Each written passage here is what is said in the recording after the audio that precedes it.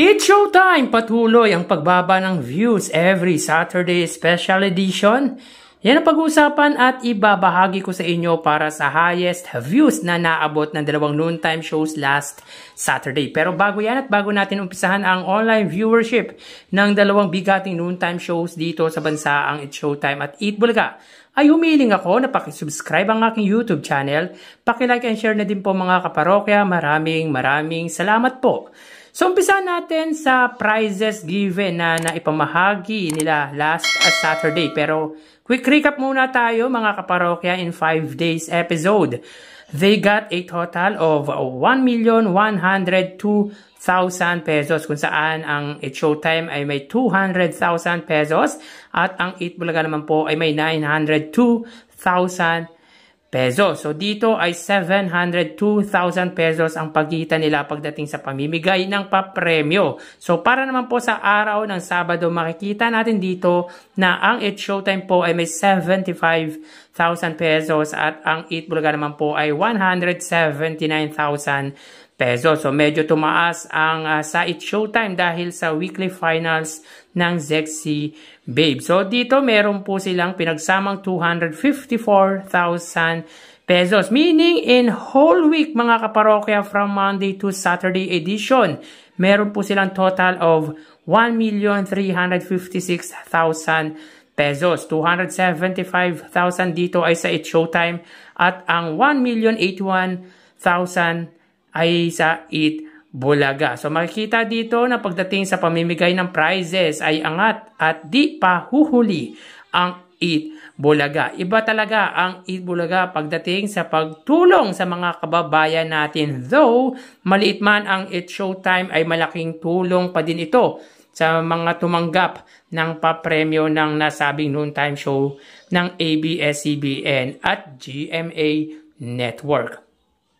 So, punta naman po tayo sa highest views nila last Saturday. Makikita natin dito na ang It's Showtime po ay may 77,000 viewers at ang Eat Bulaga naman po ay may 117,000 viewers. So, dito ay ang segment ng Eat Bulaga ay Gimme 5 at Sexy Babe naman po sa It's Showtime. So, pagdating sa Saturday edition mga kaparokya, ng highest viewership, even sa live online viewership nila, ay tila hindi umangat ang views ng It's Showtime. Last Saturday po ay 87,000 lang po ang naabot ng It's Showtime, which is hindi normal dahil mas maraming viewers ang noontime shows kapag Saturday edition dahil walang pasok ang mga estudyante at ilang nagtatrabaho, pero tila hindi tumaas ang views nito. Tataas lang kapag may grand finals, which is kabaligtaran naman po ng Eat Bulaga na patuloy ang pagtaas. Consistent sila sa 6-digit number of views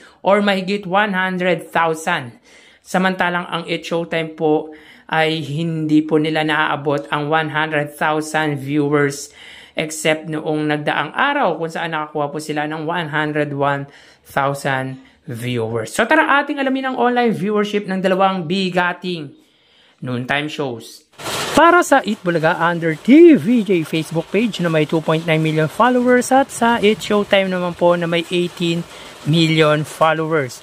Sa oras na 1:44 PM, ang It's Showtime po ay may kasalukuyang segment na Sexy Babe. Samantalang ang Eat Bulaga naman po mga kaparokya ay Gimme 5. So, sa kasalukuyan mga kaparokya, hindi pa po nagpa-pop up ang views ng dalawang noontime show. So, wait lang po tayo mga kaparokya. Para po sa It's Showtime, sila po ay may 6,800 viewers. Samantalang ang Eat Bulaga naman po ay may 4,200 viewers. So, again, as of 1:45 PM ang It's Showtime po ay may 6,700 viewers at ang Eat Bulaga naman po ay may 4,200 live viewers. So mapunta naman po tayo sa TV Network YouTube channel ng dalawang noontime shows. Unahin po natin ang It's Showtime, under po yan sa GMA Network YouTube channel na may 37.8 million subscribers. At para naman po sa Eat Bulaga mga kaparokya, under po yan sa TV5 Philippines na may 2 1.27 million subscribers. Sa oras na 1:46 PM ang It's Showtime under GMA Network, sila po ay may 21,000 viewers. Ang Eat Bulaga naman po under TV5 ay may 28,000 viewers. So again, as of 1:46 PM ang It's Showtime, sila po ay may 21,000 live viewers. At ang Eat Bulaga naman po under TV5 ay may 28,000 viewers. So mapunta naman po tayo sa main YouTube channel ng dalawang noontime show. So unahin po natin ang It's Showtime under ABS-CBN It's Showtime na may 2.52 million subscribers, at sa Eat Bulaga naman po under Eat Bulaga TVJ YouTube channel na may kasalukuyang subscribers na 1.32 million. So sa oras na 1:47 PM ang It's Showtime, sila po ay may 78,000 viewers. Ang Eat Bulaga naman po, sila po ay may 116,000 live viewers.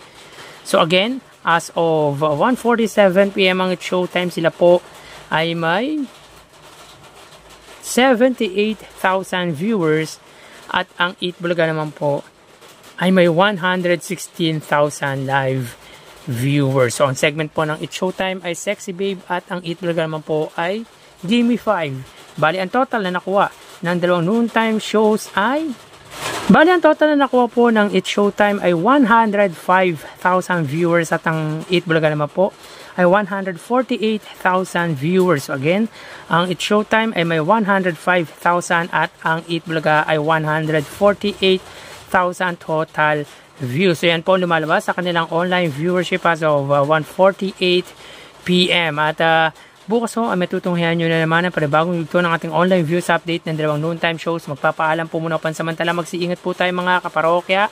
Maraming salamat at God bless.